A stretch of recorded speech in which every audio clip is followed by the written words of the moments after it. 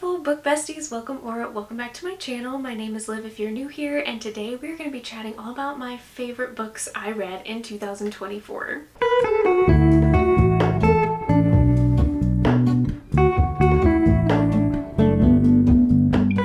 So many amazing books this year, you guys. I literally could not come up with my favorite top 10. Typically for these videos, I like to count down from 10 to my most favorite, but this year I had a lot of 5-star reads. It was an amazing reading year. I have read 100 books, which was not my plan at all, but I'm so happy that I reached that goal again, which obviously made it extremely difficult to only pick my top 10 favorite books. But what I have been seeing a lot of people do this year is picking their top 24 favorite books of 2024, and that is such a smart idea. So for this video, we're going to be talking about my top 14 honorable mentions, the books that stuck out to me. I have all of them here on my TBR cart, so if you are smart enough with knowing the sprayed edges, you can probably guess some of these, but I also am still going to be counting down from 10 to 1, and I will say I think I had to pick a top 3 that were all in first place. So like I said, it's really difficult for me to narrow down this year my top 10 books, so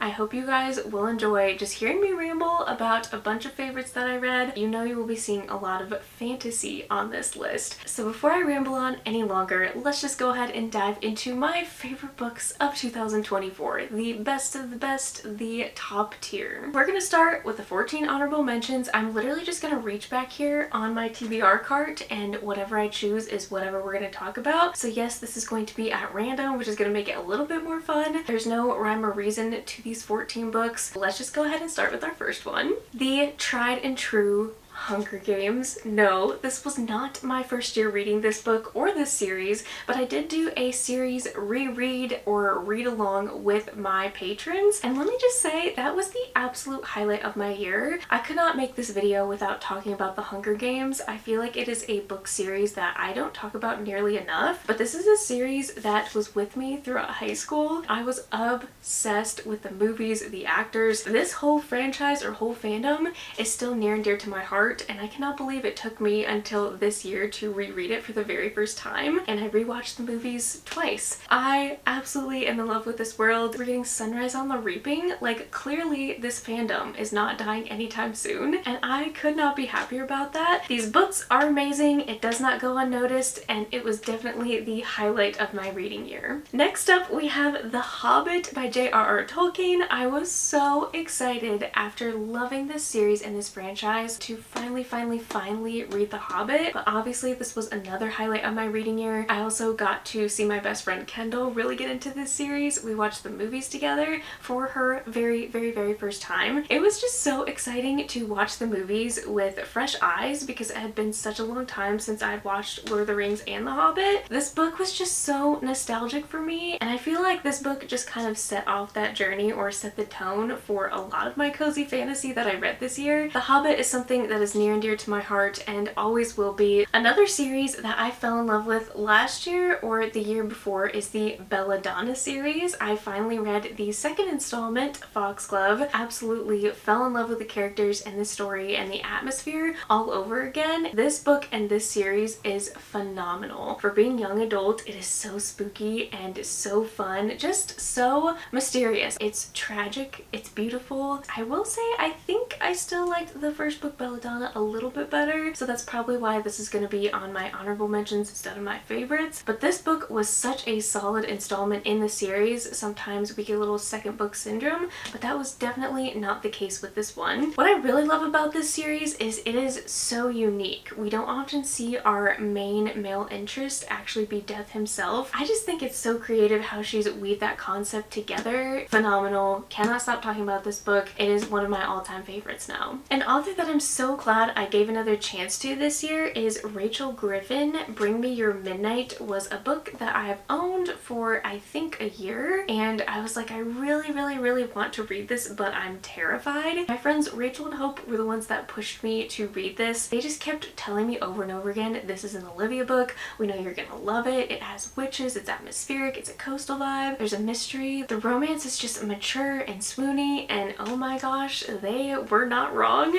This, oh almost made my top 10 favorite. This definitely had witchy vibes, but it wasn't too overly witchy. It wasn't too cheesy. It wasn't too dark. All I wanted from this book is for it to be so much longer because I was obsessed with Wolf. I was obsessed with the vibes. I also really enjoyed the friendship dynamic we had in here. I already cannot wait to pick up more from this author in the future. Another book that my friends kept telling me to read for so long, and I'm so glad I finally read this. It is The Very Secret Society of Irregular Witches. If you are looking for the perfect, cozy, heartwarming fantasy book, look no further. If you loved House in the Cerulean Sea or you've read that book, this is definitely the perfect comparison. I love a good found family trope. I love a good academic setting, and I feel like we kind of got those vibes a little bit because Mika Moon, who is the witch, she is hired to go and basically train these 3 adorable little girls to be witches themselves. It was so empowering to see her teach these little girls to use their magic for good. The romance was also super sweet, super cute. I love how the characters just created a family no matter who they were, where they came from, or what age they were, or what even career path they had. There's also like a little bit of a mystery sprinkled throughout. There's lots of talk about tea and just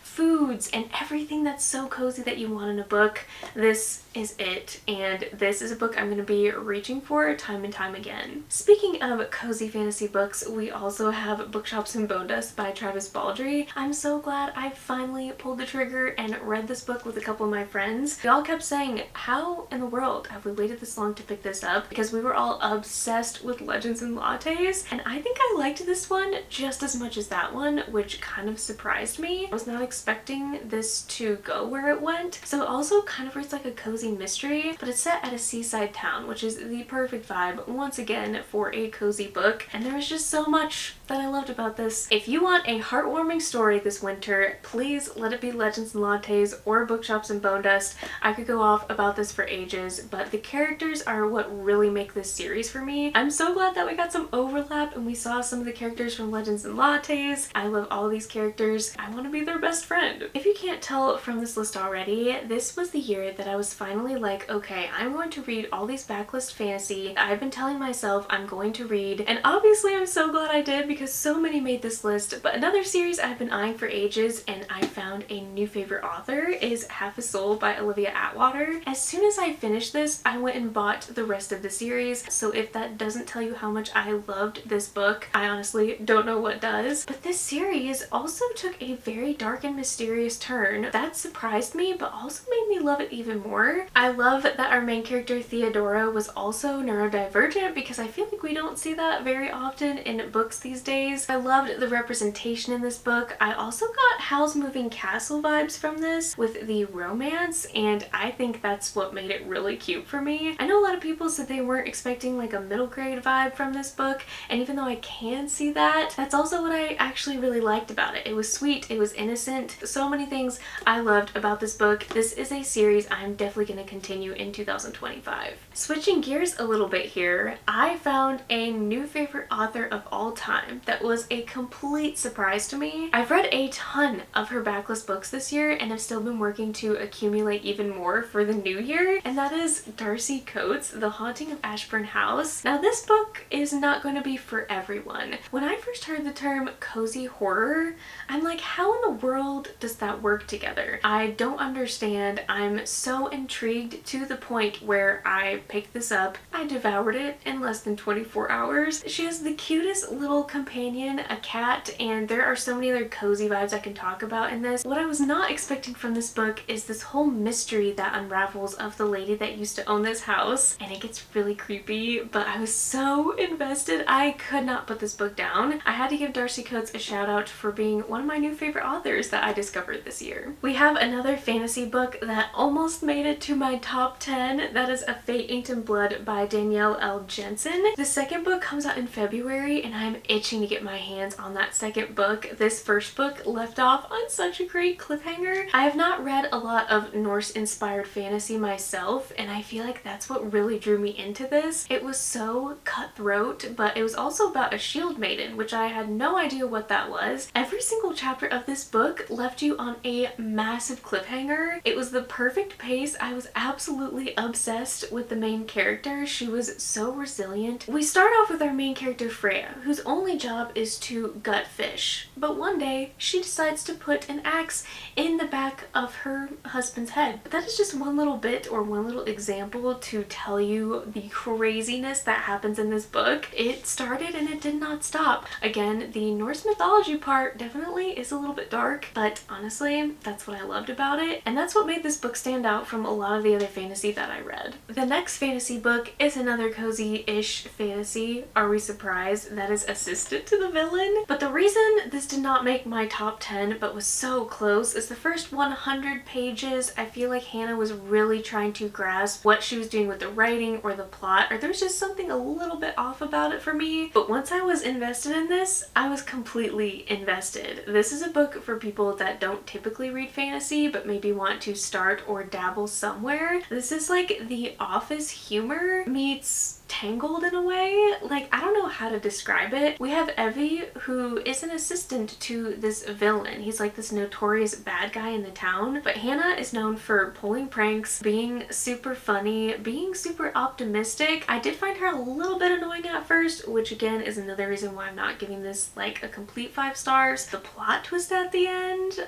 yeah, I personally did not see that coming. This whole thing was a wild ride. We also had some How to Train Your Dragon vibes. I'm gonna stop rambling about this one and let you read it for yourself if you haven't already, but let me just say the second book is now on my priority list of 2025. This was just really refreshing and I really enjoyed it.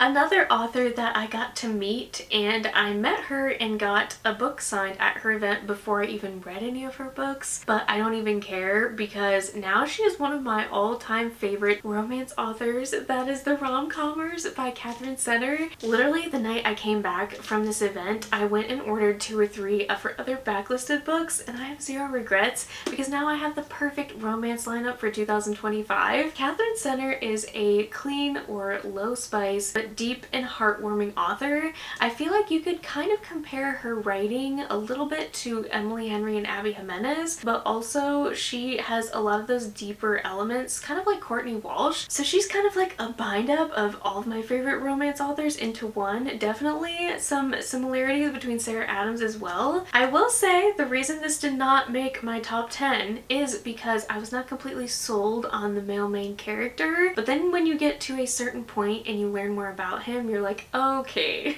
I'm completely sold. I see what you were doing there, Catherine. I will also say there's a moment in this book that I actually started tearing up. It has to do with the main character and her sister. It was completely unexpected and it just was a huge turning point for the whole story of this book. If a book can make me tear up, like, it's an instant 5 stars for me. But with a cover like this, how can it not make you smile and laugh and just want to give it a warm hug? And that's exactly what I wanted to do with these characters. We used to live here, which is definitely an honorable mention because I've never read a psychological thriller or a mystery thriller in general like this one. I felt like I was going insane the entire time I was reading it, and if that's the case, then it's gonna get a 5 star from me, or at least close to it, because I love reading a mystery thriller where I have no idea what's happening. It's just a wild ride. I know a lot of people didn't like this one, but this author is definitely going to be one on my radar that I look towards for the future. The only reason this was not a 5 star is because the end was a pretty big letdown for me. It felt like a big cop-out of things I've seen a lot in mystery thrillers. I know this has also been compared to Parasite, which I also love that movie. So this was the perfect combination of unsettling, spooky, what's real, what's not real. I just want to read more psychological thrillers like this in the new year. Another mystery thriller, which was like right book, right time. I read this when I think I had COVID and it was just so entertaining at the time for me. That is Middle of the Night by Riley Sager. I know a lot of people didn't like this one, but I am so biased because I will read anything that this man writes and still enjoy it. Was this his strongest work or was it my favorite? No, but I feel like it did a lot of things that I personally love in books. A little bit of psychological elements, some spooky vibes. I also feel like because I live at the end of a cul-de-sac, which is where this book takes place, it was just such a vibe and made it that much more atmospheric for me personally. There was definitely some plot holes and things that I really didn't think needed to be included in this story, but this did not turn me away from Riley Sager yet, and it was really enjoyable. I love that we had like a past and present timeline. There's a couple plot twists that I did not expect. That is the thrill that I seek, is just that plot twist. It did get me a couple times. I love that we had a little bit of sprinkle of suburban drama in there. I know a lot of people are probably gonna be surprised this is on my list. It is Riley Sager, and he's one of my favorites. And last but not least, coming in at number 14, we have The Housemaid by Freida McFadden. I know I was a little bit late to the game on this book. I set myself out on a mission to find a new favorite auto-buy mystery thriller author, and Freida McFadden was definitely that for me. Her writing is very simple, but it's supposed to be that way, and I feel like her plot twists have not disappointed me yet. So this one definitely stood out to me. It was wild. I loved the drama, and she definitely goes there with her books, and that's what I need a mystery thriller to do. And of course, we're getting a movie of this book I think next year, so that was another push or drive for me to finally read this one. Like I said, none of her books have disappointed me yet, and I'm hoping to keep on that path in the new year with reading more of her backlist. Alright friends, let the top 10 countdown begin. I'm so excited to share with you my top 10 books of 2024. Like I already said, my top 3 books are all even to me. A lot of these books are on the same playing level. It was just so hard to choose. Coming in at number 10 is The Reappearance of Rachel Price by Holly Jackson. This is so shocking to me that this ended up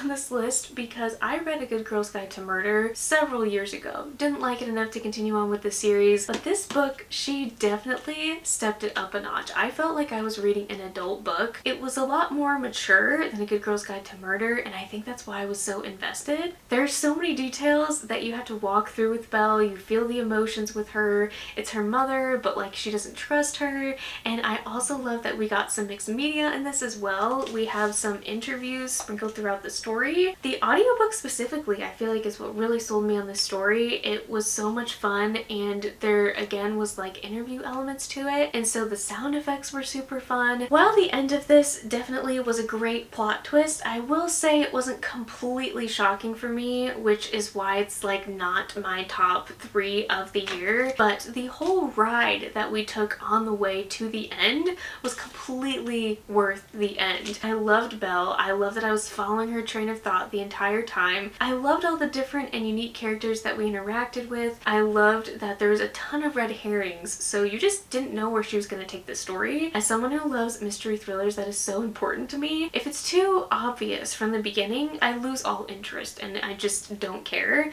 But this book I was completely invested in, and it honestly didn't disappoint. So yeah, I gave this author a second chance, and now she's on my top 10 of the year. So that was a complete surprise for me. The next book we have, I'm so excited to talk about, and I'm so glad that you all were right and you kept telling me time and time again, Olivia, this is going to be a series for you. This is going to be a book that you absolutely fall in love with.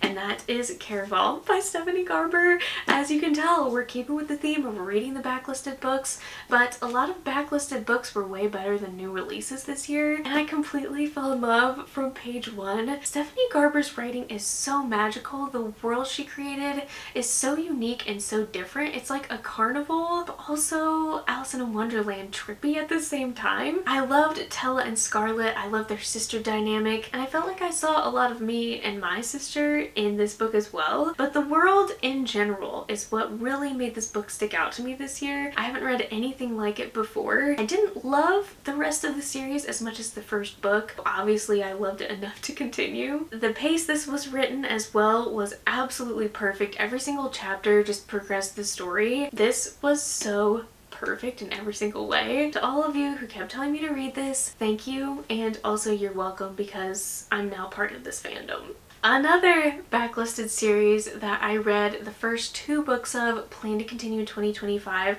absolutely fell in love with the main character specifically. That is Stalking Jack the Ripper by Carrie Maniscalco. Let me tell you, I'm even more excited to get into her fantasy books this year. I already have Kingdom of the Wicked queued up. This book went there, you guys. But there are gruesome pictures in this book. It is very medical. But if you guys remember, I also loved anatomy, me, and I feel like these two are kind of even in my head. I love a historical medical story, and this was nothing short of amazing. I'm gonna recommend this to everyone now. I'm sitting here like, how do I describe this book other than I was captivated every single page. I was thrown off a little bit by who the main culprit was because this is also a mystery. Do not get me started on this male main character in this book. He is like new book boyfriend material. I am just so blown away how I can read a backlisted book and it still hold up to this day. I mean, it's a serial killer. They're hunting a serial killer. So that right there is enough to intrigue me and enough for me to add this to my top 10 of the year. Coming in at number 6 is none other than House of Flame and Shadow. And I'm kind of surprised this did not end up as like my top number 1 because I love Sarah J Maas. This book is the final book in the Crescent City series. It was one of the first books that I read this year and it was bonkers. I have never had whiplash more in my life reading a book than this book. If I ever read a Sarah J Maas book, you guys should just expect at this point for her to be on my favorites list. I know this wasn't a lot of people's favorite, but I personally loved it. Obviously, she is queen. She's always gonna stand out. I could literally talk about her and her books for ages, but I feel like this does not need an explanation. It was incredible. It was like Marvel crazy incredible. I was so sad to see it come to a conclusion, but I absolutely adore the characters in this book. All of Sarah J Maas books feel like they are coming home, and that is exactly what this book felt like for me. Coming in at number 6, we have another Sarah J Maas book that I have been putting off since 2021. I'm not exactly sure how long it's been, but that is A Court of Silver Flames. Yes, I did like this one more than House of Flame and Shadow because I do like ACOTAR more than the Crescent City series, but again, if I read a Sarah J Maas book, it's just going to be an expectation that she's going to end up as my top 10 favorite of the year. Silver Flames, I knew going in was going to be pretty spicy, but by the end of this book, I actually cried and I was actually very invested in Nesta as a person, and I didn't really care for her a ton in the first 3 books, so if Sarah J Maas can completely change my mind about a character, you know that the author is doing their job. This book had one of the best character developments I've ever seen, and that is why this one stands out to me. I don't know where it stands in the ACOTAR series. It might become my second favorite now next to Mist and Fury. I also really love Cassian. This book was just so swoony, but also so good, and I loved seeing the sisters at the end. No spoilers, but this book was just absolutely phenomenal. Coming in at number 5, we are right here at the middle. That is The 13th Child by Erin A. Craig. It had been some time, I think 3 years since I had read an Erin A. Craig book. The way I ate this book up was insane. I honestly considered putting this as my top favorite book of the year, but the second half felt very different from the first half. This book was 6 out of 5 stars for me. I absolutely loved it. She writes some of the creepiest stories I have ever read and also the most thought-provoking, and this book is going to stick with me for a really long time. Erin A. Craig just knows how to do young adult books. Her books are just so mature but also so unique and so different. The concepts she comes up with are crazy. I could sit here and talk about just this book for ages and how much that it kind of really made me think about my own life, but if I did that, we would be here for 2 hours. So if this is not on your radar already, please pick up this book or another book by Erin A. Craig. This was just wow. This absolutely blew me away. Coming in at number 4, oh my gosh, I could not decide if this was going to be number 3 or number 4. This is one of the most recent books that I have read near the end of this year, and I cannot wait to dive into book number 2. That is What the River Knows by Isabel Ibanez. Again, we have another backlisted book, but I read it with my Patreon book club, and we all definitely had very mixed opinions about this. I got to meet the author, and she is just one of the most heartwarming, sweetest people, and you can see all of that shine through with her books. This book reminded me very much of like Tomb Raider or Indiana Jones or something to that extent, but what really set this book apart from anything else that I've read this year is it was set in Egypt. I don't ever recall reading a book set in Egypt before, and the atmosphere that she created was hot and sweaty but like vibrant. There was alligators, Like, the way she described and set up the story was absolutely incredible, and the way she weaved in the little sprinkle of magic where it wasn't too confusing but also made sense with the plot and the plot twist of the story. I was just absolutely blown away with her creative mind, and this was one of those books that made me fall in love with fantasy all over again. Don't even get me started on the main male character. I have a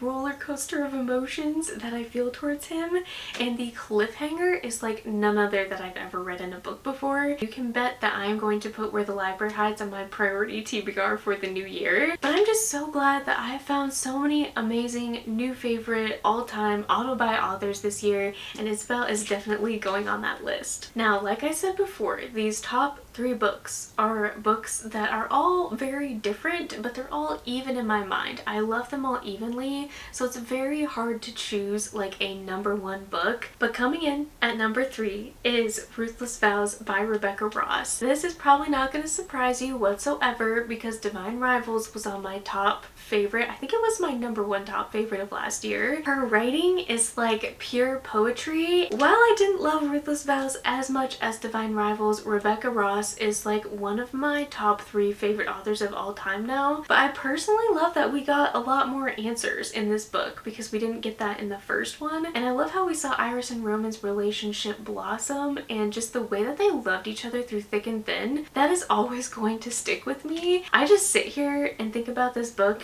and I want to cry. If a book has that big of an impact on me, you know this is going on like my top favorite books of all time shelf. Rebecca Ross can really do no wrong in my eyes. I'm sitting here kind of speechless as to how to put this book into words because I just can't. It just feels like a piece of art. It feels like a masterpiece. The way she creates her characters and her worlds. That's all I'm going to say about this because it's phenomenal and I don't know how to put it any other way. Okay, we are down to the top 2 books, people, and number 2 is Just for the Summer by Abby Jimenez. I don't think anyone will be surprised by this. You guys already know how much I love Abby Jimenez, and I do know for a fact that this is probably going to be on a lot of other people's favorites list of the year as well. Next to yours truly, this is my second favorite book of hers that she's ever written. I got to meet her this year, which was another highlight of my reading year and just made me love and appreciate her even more. And if you questioned if I liked this book before, look at these tabs. Like, there is just no comparison to an Abby Jimenez book. Abby Jimenez is one of the people that got me into the whole romance genre to begin with because she doesn't just write like these cute little relationships or this swoony male main character, but she writes heart and depth and real life situations and heartaches into her books. And the way she wrote this was so heartbreaking. It's honestly making me emotional just to think about it right now. The way that Emma put herself first in this story is just an amazing example of how women should put themselves first today and how we should approach mental health and not be worried about pleasing other people, but just taking care of ourselves first. I think is so